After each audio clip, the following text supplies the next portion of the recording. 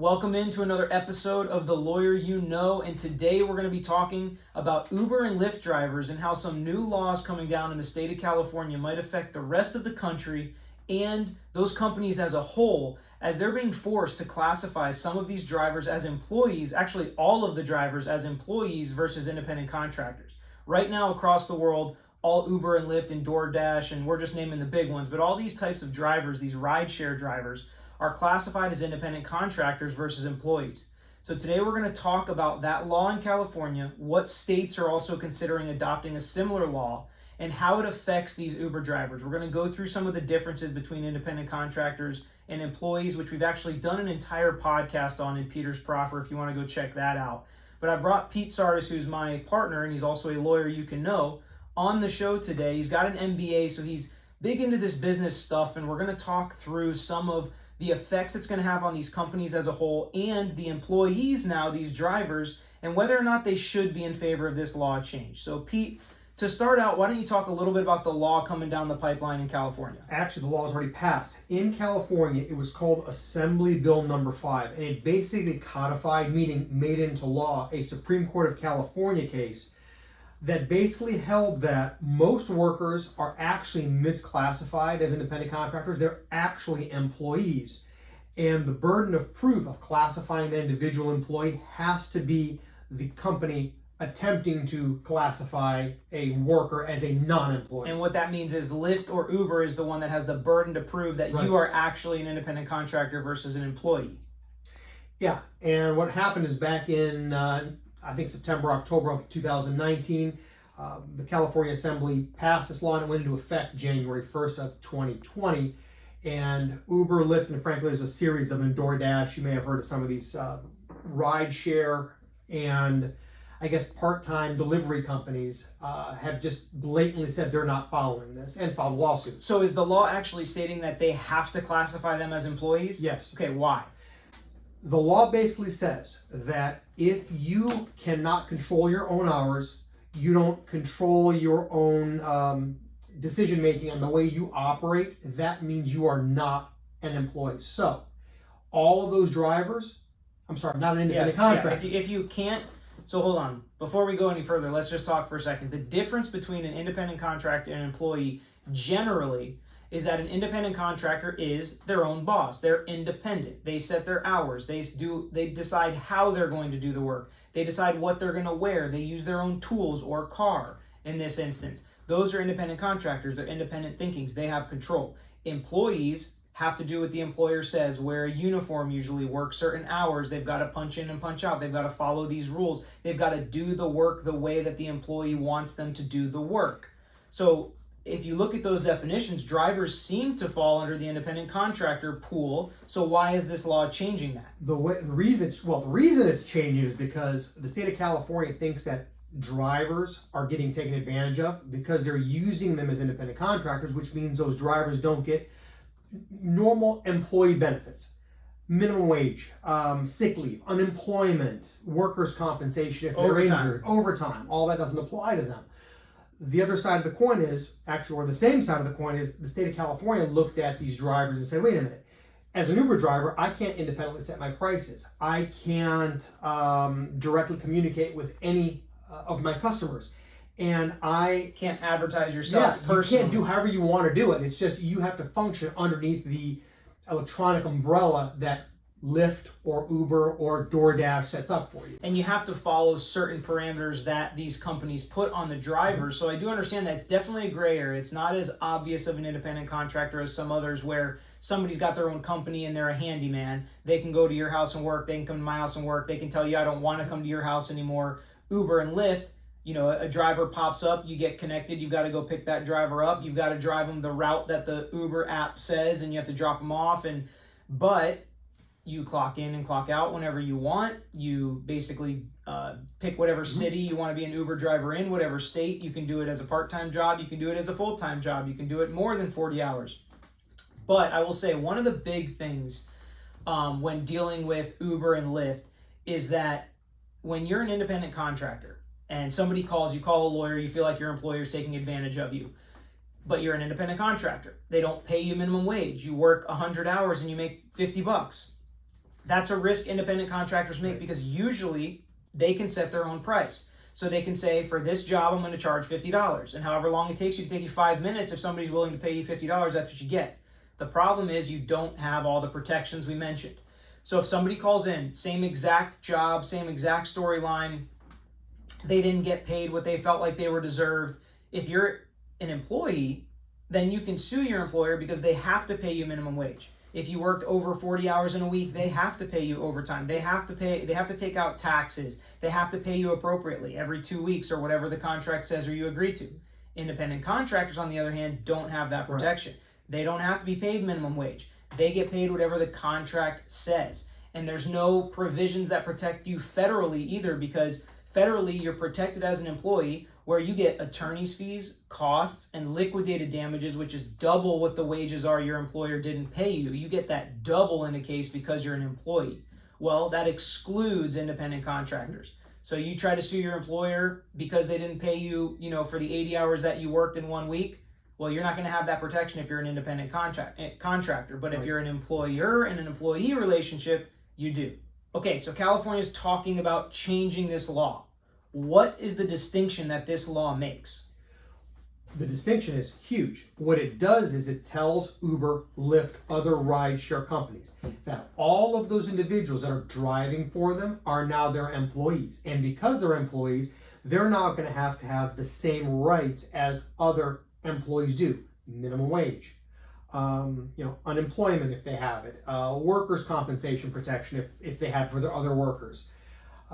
Even tax withholdings, everything has to be done and controlled through the company. Because those are protections, employee protections. That distinction is really important between an independent contractor and an employee, because employees have special protections. There are laws that protect employees. If you want to sue your employer for not paying you overtime and you're an employee, you get those wages, you get attorney's fees and costs, you get liquidated damages, all because you're an employee. If you have that same problem and you're an independent contractor, you don't have those protections. It's your problem.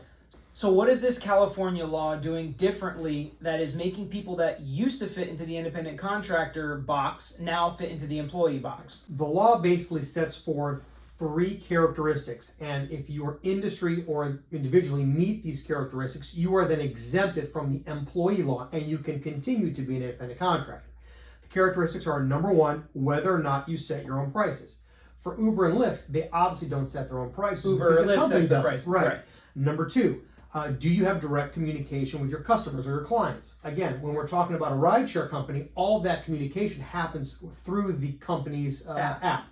And number 3, do you earn at least twice the minimum wage? And that really depends on the driver and how long they are clocked in, depending on and what kind of rides they get that night, if they're working at a high double-priced zone or whatever they do. So that really could depend, and maybe some of them would still classify as independent contractors. At least, but it's not an or, it's and. All 3 have to be met. Okay, so you have to hit all 3 of those. Okay, so that's going to be pretty tough because Uber's going to still set their price, it would be my guess. So you said that the law is already in place, but there are some companies that are actually taking it to court. Isn't that correct? Yes. Okay, so what companies are in this fight right now? Here's what we have. Number 1, the big ones are Uber. Number 2, Lyft. Number 3, Doordash has jumped on board. I think they've actually may have been the beginning of this litigation. Number 4, Instacart. And number 5, Postmates. Right, so it's all the same type of company that deal with these rideshare drivers. They're obviously fighting it. They lost the first battle, but now they're appealing. What is their position? What are these companies' position? What are they trying to appeal? Why do they want it to stay in the independent contractor box versus the employee box? First of all, these companies are saying this in the box thinking is completely contrary to the way that they normally do business and that their business model isn't designed for it. To make it short, if you're an Uber or a Lyft driver, you don't wake up in the morning, punch your clock and go drive around for 8 hours a day like if you were a taxi driver you would. You may grab an Uber when you're on your way home and pick somebody up on your drive home. You might do it as a part-time job after work, before work, on the weekends, just a supplement. In fact, I think it was Lyft that said 85% of their drivers work less than 20 hours a week. So what they're doing is they're doing special events like, I'm going by the airport, I'm going to pick somebody up and take them home. Right. It's a concert tonight. Like you said, it's a double rate. I'm going to sign up for this particular time. But these companies normally do not have a set schedule for any of their people. You can hop on and off whenever you want as a driver. It's almost like Uber and Lyft have so much control over the employees, but also so little control, because they can only do things through the app. They can only do things the way that Uber and Lyft tell them. They have to have a certain car insurance in order to work on Uber and Lyft. They have to notify their car insurance. So to me, it really seems like they do have a lot of control, but then when you think about it, you can work whenever you want, how long or how short you want, 1, 2, 5, 50 rides a week, and it doesn't really matter. So they're not in full control or total control like you would be of a normal employee. Right, and one of the things that they're arguing about is what they're saying is if they have to function underneath this law, the business model simply doesn't work. Because if you, as an Uber driver, are now obligated to set your time, you're going to clock in at 8 p.m., you're going to be off at 2 o'clock in the morning, and you just sitting in your car waiting for a ride and nobody ever says that they need a ride, you've got to be paid minimum wage. Well, not just that, but it also the expense of workman's comp.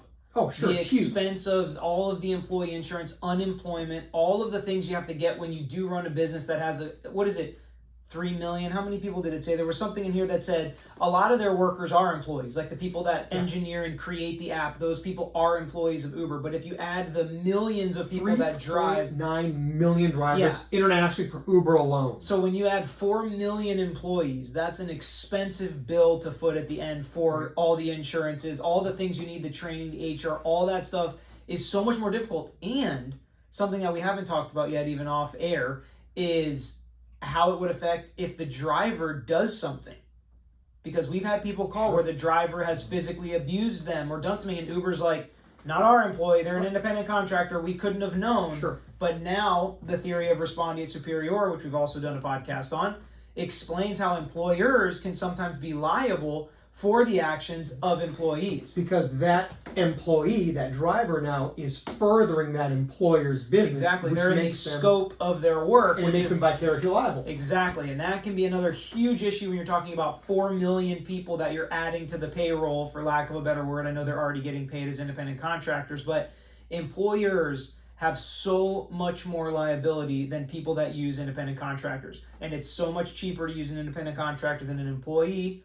And you see that across the world, that people are trying to classify individuals as independent contractors versus employees. So what are the Uber drivers and the Lyft drivers? What is their position in this? What do they prefer? I feel bad for them because I think I classify, and this is now Pete Sardis speaking, in two different boats. I have the people that supplement their income, meaning they have they have a full-time job somewhere else, a customary job, a normal job, and then they call it gig work. I call it side hustle, and they just do this thing for extra money. Those folks, I think, would rather be independent contractors because they probably have their own life and they have their own income, and they do Uber, Lyft, whatever to supplement their income. They're just doing for a quick hit, get a few bucks, and go on their way. Now, the other side are those people that this is their living. Uber, Lyft is how they make their living. I think they would rather be classified as employees. Sure. I mean, I think you'd rather have the chance to get unemployment if you get fired, to have the chance for workman's comp if you get in a car accident, to have the chance for all this stuff. If you were to get injured on the job, you have these protections. If you don't get paid, you can dispute that easier than if you're an independent contractor. And with Uber and Lyft, who their tech and their engineers all have insurance benefits, if you're a 40-hour-a-week driver, now you fall into that category too. Exactly. 401k, all health that insurance, stuff. Whatever it may be. And you just think about the fact that you're guaranteeing that you're going to make minimum wage every hour you work too, which, people could probably game the system where you flip on the Uber app and you only do 2 rides, but you're going to make sure you make the minimum wage. If you're in California, it could be a lot of money every hour. So there's also a side of this that I think, in my opinion, the California folks haven't thought about it. I understand if you're actually an Uber driver in Los Angeles proper, I'm sure there's always a way to make money. But if you're out in Sedona somewhere, out in Napa Valley, you may sit for hours waiting for a ride to happen. So I think that there is just a disconnect between big cities, which will always, I think, be functional, which is why New York and LA have a taxi cab system. Right.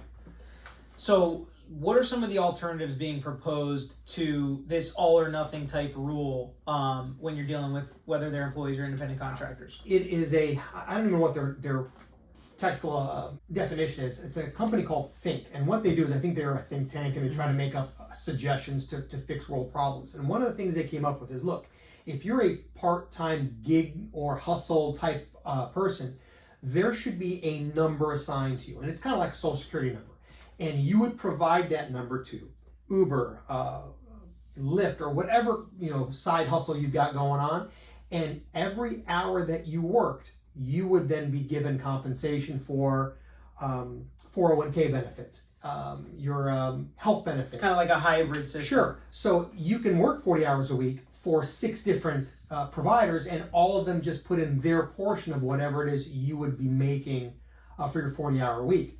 And it sounds like a good idea. What's the end game here? If there's no resolution and this law passes, which New York and Illinois also seem like they're on board, right? They're, I believe, passing these as we speak. California's already passed. Right, They're and so watching. New York and Illinois following suit here, which are the big cities, Chicago, New York, LA. Right.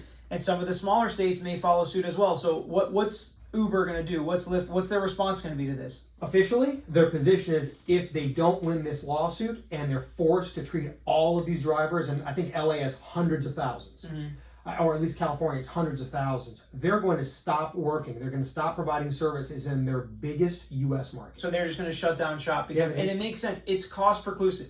Like, they're already not the most profitable company in the world sometimes when you look at it with all the lawsuits and things that they go through. To add this expense could totally eliminate them as we know it, and it may change, and I'm sure it would come back as a different iteration. But it's kind of weird. I don't know. It's kind of a weird stance for California to take, and for some of these big states to take to hurt something that's such a great staple in the community right now, that gets rid of a lot of DUIs, that especially during a pandemic, to have the food delivered to your house, like, that's huge for people that are immunocompromised. It's COVID right now, in case 10 years from now you're listening to this. But Uber and Lyft, I think, provide like free services for wildfire refugees in California. Well, they just have an infrastructure already in place that can be so beneficial to the government or to people that may need it in certain times of crisis. Right, but there's a but. And what does the world revolve around?